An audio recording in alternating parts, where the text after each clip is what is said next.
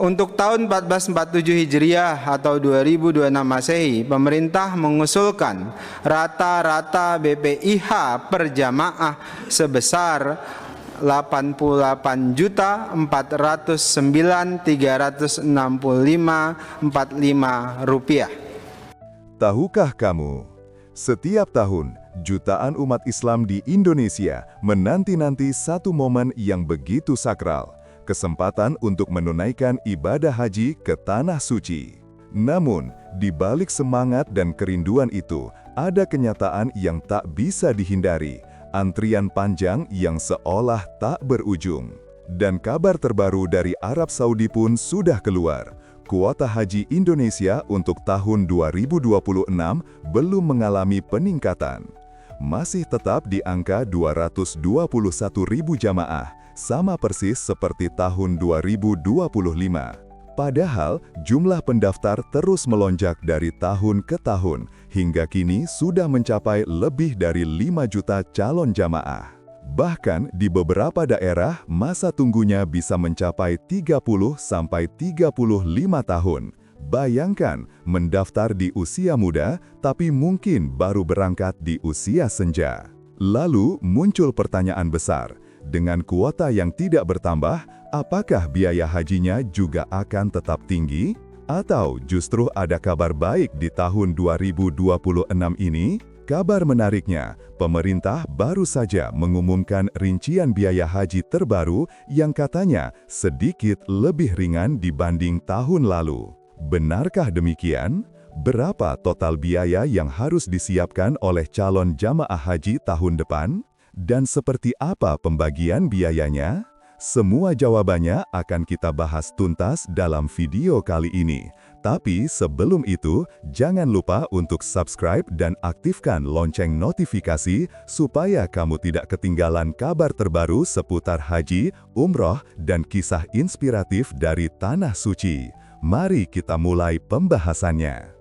Untuk musim haji tahun 2026, pemerintah Arab Saudi secara resmi menetapkan kuota jamaah haji Indonesia sebanyak 221.000 orang. Angka ini ternyata tidak mengalami perubahan dibandingkan tahun sebelumnya, 2025. Artinya, belum ada tambahan kursi meskipun jumlah calon jamaah dari Indonesia terus meningkat setiap tahunnya. Dari total kuota tersebut, 203.320 jamaah dialokasikan untuk haji reguler.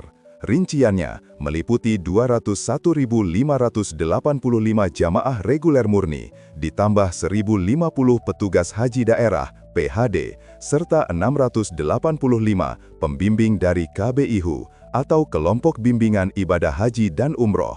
Sementara itu, 17.600 kuota sisanya disediakan untuk haji khusus, yaitu program haji dengan fasilitas dan pelayanan tambahan yang diselenggarakan oleh pihak swasta dengan pengawasan pemerintah.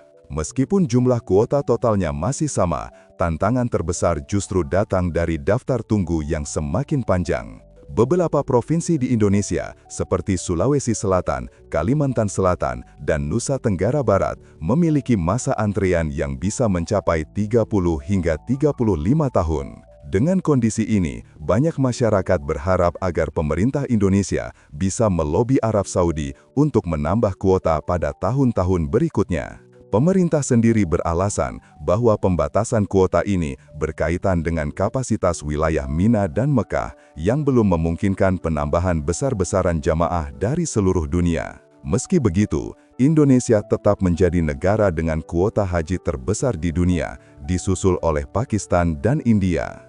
Harapannya, melalui kerjasama bilateral yang semakin erat, kuota jamaah haji Indonesia di masa depan bisa terus meningkat, agar lebih banyak umat Islam tanah air dapat menunaikan rukun Islam kelima tanpa menunggu terlalu lama. Sekarang, kita masuk ke bagian yang paling sering ditunggu-tunggu oleh calon jamaah, yaitu soal biaya haji tahun 2026.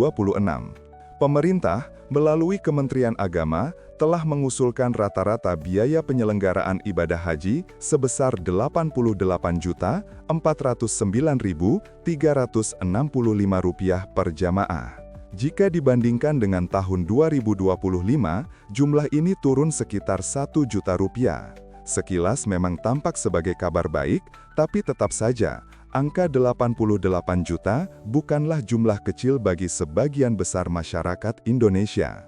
Dari total biaya tersebut, sekitar 54,9 juta dibayarkan langsung oleh jamaah. Sementara sisanya, sekitar 33,4 juta ditanggung oleh dana nilai manfaat yang dikelola oleh Badan Pengelola Keuangan Haji (BPKH). Dana manfaat ini berasal dari hasil pengelolaan setoran jamaah yang sudah mendaftar bertahun-tahun sebelumnya, sehingga keuntungannya digunakan untuk meringankan beban biaya keberangkatan. Dengan skema ini, pemerintah berharap biaya haji bisa tetap terjangkau tanpa harus menurunkan standar pelayanan. Karena, perlu diketahui, biaya haji tidak hanya mencakup tiket pesawat dan hotel, tapi juga layanan kesehatan, transportasi lokal, konsumsi, hingga perlindungan jamaah selama di Tanah Suci.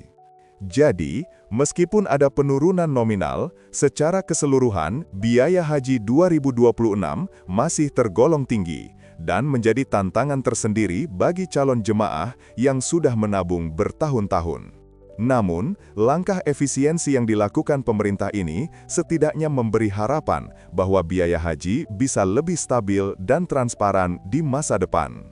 Sekarang, mari kita bedah lebih rinci kemana saja uang sebesar 54,9 juta yang dibayarkan langsung oleh jemaah haji reguler itu digunakan. Angka ini bukan sekedar biaya perjalanan, tapi mencakup seluruh kebutuhan dasar selama di Tanah Suci, mulai dari tiket pesawat, akomodasi, hingga biaya hidup. Pertama, biaya penerbangan dari embarkasi di Indonesia menuju Arab Saudi, lalu kembali ke tanah air, mencakup sekitar 33,1 juta per orang. Ini mencakup biaya aftur, logistik penerbangan, dan berbagai layanan maskapai yang disesuaikan dengan rute serta durasi penerbangan dari masing-masing embarkasi. Kedua, untuk akomodasi di Makkah, jemaah mengeluarkan sekitar 14,6 juta. Biaya ini mencakup sewa hotel selama sekitar 30 hingga 40 hari, lengkap dengan fasilitas kamar ber-AC, kamar mandi dalam, dan layanan kebersihan yang sudah ditentukan oleh pemerintah. Ketiga, akomodasi di Madinah menelan biaya sekitar 3,8 juta, di mana jemaah biasanya tinggal selama 89 hari untuk melaksanakan sholat di Masjid Nabawi dan ziarah ke makam Rasulullah Shallallahu Alaihi Wasallam. Terakhir, ada living cost atau biaya hidup sebesar 3,3 juta rupiah yang diberikan langsung kepada jamaah dalam bentuk uang tunai rial untuk memenuhi kebutuhan harian, seperti makanan tambahan,